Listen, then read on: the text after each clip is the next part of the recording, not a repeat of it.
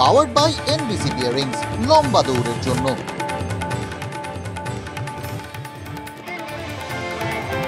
মন্ত্রিত্ব খোয়ালেন জ্যোতিপ্রিয় মল্লিক। রেশন দুর্নীতিতে 3.5 মাস জেলবন্দি বালু, সব দপ্তর থেকে অব্যাহতি। বন দপ্তরের স্বাধীন দায়িত্বে বীরবাহা হাঁসদা। শিল্প পুনর্গঠন দপ্তরের দায়িত্ব পার্থ ভৌমিককে। সিদ্ধান্তে অনুমোদন রাজ্যপালের। 24-এর ভোট, প্রতিরোধের ভোট, প্রতিশোধের ভোট, বিজেপিকে শিক্ষা দেওয়ার ভোট। দলীয় বৈঠকে তৃণমূলের প্রচারের সুর বেঁধে দিলেন অভিষেক। কেন্দ্রীয় বঞ্চনা থেকে চোপড়া, সন্দেশখালী, চড়া সুরে আক্রমণ অভিষেকের। স্লোগান তুললেন, জমিদারি হটাও, দেশ বাঁচাও।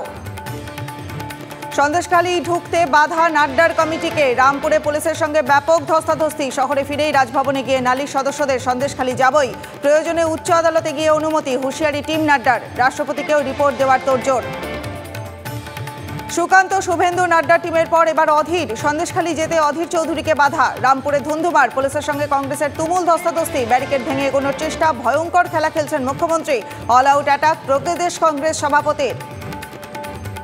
সন্দেশখালীতে মায়ের কোল থেকে শিশুকে ছুঁড়ে ফেলার অভিযোগ। TV9 বাংলার খবর সম্প্রচারের পর তড়িঘড়ি অ্যাকশন। স্বতঃপ্রণোদিত হস্তক্ষেপ জাতীয় শিশু সুরক্ষা কমিশনের।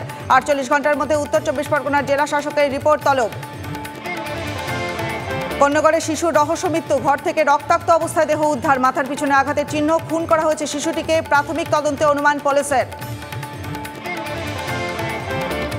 পাওয়ার্ড বাই এনবিসি বিয়ারিংস, লম্বা দৌড়ের জন্য।